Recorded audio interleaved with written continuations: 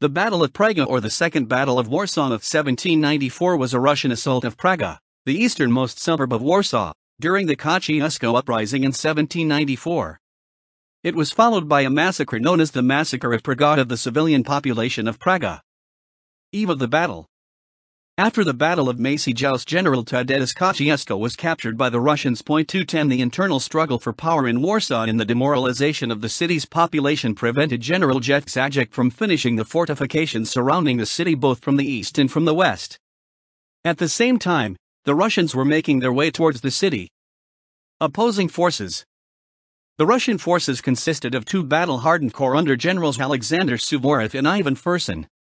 Suvorov took part in the recent Russo-Turkish War, then in the heavy fighting in Polski, and finally in the Battle of Maciejoust. Fursan fought for several months in Poland but was also joined by fresh reinforcements sent from Russia. Each of them had approximately 11,000 men. The Polish forces consisted of a variety of troops. Apart from the rallied remnants of the Kosciuszko's army defeated in the Battle of Maciejoust, it also included a large number of untrained militia from Warsaw, Praga, and Vilna, a 500-man Jewish regiment of direct Jesuits, as well as a number of sidemen and civilians. The forces were organized in three separate lines, each covering a different part of Praga. The central area was commanded directly by General Zajac, the northern area was commanded by Jakub Jasicki, and the southern by Władysław Jabanowski. Altogether, the Polish commander had 30,000 men and 104 cannons. Suvorov came to the walls of Praga with 16,000 troops and 86 cannons. Battle. The Russian forces reached the outskirts of Warsaw on November 3, 1794. Immediately upon arrival, they started artillery barrage of the Polish defenses. This made the Polish commander think that the opposing forces were preparing for a long siege. However, Suvorov's plan assumed a fast and concentrated assault on the Polish defenses rather than a bloody and lengthy siege. At 3 o'clock in the morning of November 4, the Russian troops silently reached the positions just outside the outer rim of Polish field fortifications and 2 hours later started an all-out assault. The Polish defenders were completely surprised, and soon the Polish lines were broken onto several isolated pockets of resistance, bombarded by the Russians with canister shots with a devastating effect. General Zajac was slightly wounded and retreated from his post, leaving the remainder of his forces without command. This made the Poles retreat towards the center of Praga and then towards Vistula. The heavy fighting lasted for 4 hours and resulted in a complete defeat of the Polish forces. Jesuit survived, being severely wounded, but almost all of his command was annihilated. Jasicki was killed fighting bravely on the front line. Only a small part managed to evade encirclement and retreated to the other side of the river across a bridge. Hundreds of soldiers and civilians fell from a bridge and drowned in the process. Massacre. Like in his previous battles, when he had ordered his men to spare non-combatants in the evacuation of townspeople, Suvorov issued an order on November 3, 1794 that included special instructions regarding the treatment of enemy civilians: do not enter houses, spare any enemy asking for quarter, do not kill unarmed men, do not make war on women, do not touch youngsters. However, after the battle spread to the streets and the insurgents hid in civilian houses, vowing to fight to the last man, the Russian troops, against the orders given by Suvorov prior to the battle, started to invade the houses held by the insurgents and killed a number of townspeople in revenge for the slaughter of the Russian garrison in Warsaw. During the Warsaw Uprising in April 1794, when 2,000 Russian military servicemen stationed in Warsaw were massacred by armed Polish mobs, who played a major role in the attack, and soldiers, and cut with spikes and axes. The April massacre, resulting in the death of 2,265 men, including unarmed soldiers of the Kiev Regiment slaughtered while attending church service, enraged Suvorov's troops, and they shouted no quarter.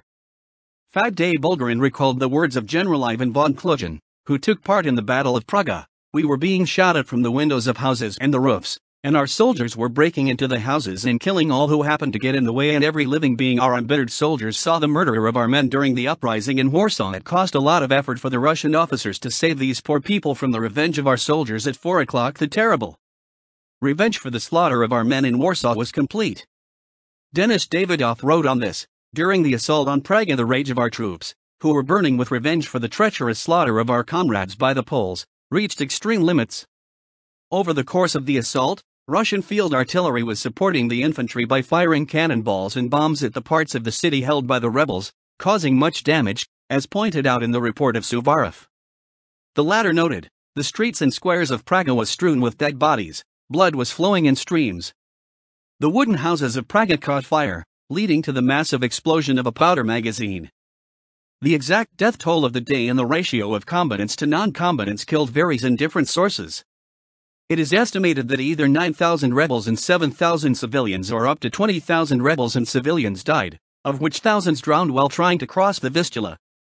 In his report, Suvaroff estimated the number of dead insurgents and civilians at 13,340, adding that more than 3,000 drowned in the Vistula while trying to retreat, whereas 12,860 were captured, of which 10,000 were later released. Similar figures appear in the writings of Major General Evan Jelgard, who served under Suvaroff. 13,000 killed, 2,000 drowned, 14,680 were captured, of which 8,000 were released the next day. The practice of releasing Polish prisoners of war by Suvaroff in large numbers is confirmed by a letter of State Secretary Dmitry Troskinsky to Count Alexander Vorontsov on November 24, 1794. Count Suvaroff has rendered great services by taking Warsaw, but is unbearably annoying with his inconsistent orders there. All Poles in general, not excluding the main rioters, are being released by him to their homes. The fact that despite the violent battle thousands of Poles were taken alive by the Russians and released soon afterwards is also evident in other documents, such as the report sent by Suvaroff to Count Pyotr Rumyantsev on November 7, regarding the fate of some of the captives, Polish Praga prisoners with 3 generals, staff, and ober-officers, up to 500, and lower ranks, up to 4,000, as well as the artillery that got in our hands, 101 guns, today will be sent to Varkovik at Kiev. Out of the captured insurgents and defending townspeople, more than 6,000 have been released, and also the Prussians who were in captivity, 313, and 63 Austrians, which were sent to their commands. 500 captured Polish staff and ober-officers were released by Suvaroff en route to Kiev, as is confirmed by the autobiography of Major General Sergei Amazilov, who escorted them in 1794. It was thought that unruly Cossack troops were partly to blame for the uncontrolled destruction in the city. Some Russian historians claim that Suvaroff tried to stop the massacre by ordering the destruction of the bridge to Warsaw over the Vistula River with the purpose of preventing the spread of violence to Warsaw, while others believe that by doing this he wanted to prevent Polish troops stationing on the left bank from attacking his forces. Other historians dispute this. The massacre of Praga dented Suvaroff and the Russian army's reputation throughout Europe. After the battle, the commanders of Warsaw and a large part of its inhabitants became demoralized. To spare Warsaw the fate of its eastern suburb, General Tomasz Wardecki decided to withdraw his remaining forces southwards, and on November 5 Warsaw was captured by the Russians with little or no opposition. It is said that after the battle General Alexander Suvaroff sent a report to Catherine the Great consisting of only the following words: "Hooray! Warsaw is ours." The Empress of Russia replied equally briefly, "Bravo, Field Marshal." Catherine, promoting him to Field Marshal for this victory. As in Praga, Suvaroff soon released most of his Polish captives, numbering 25,469, which caused a critical remark from the Russian State Secretary, and in his report to Catherine too recommended not to levy a contribution on the Polish capital. To prevent any further excesses, his troops stationed in Poland were ordered to keep serenity, quietness, and friendliness, and prohibited, under the threat of punishment, from oppressing the local population or even showing any forms of disrespect towards the Polish people of all ranks.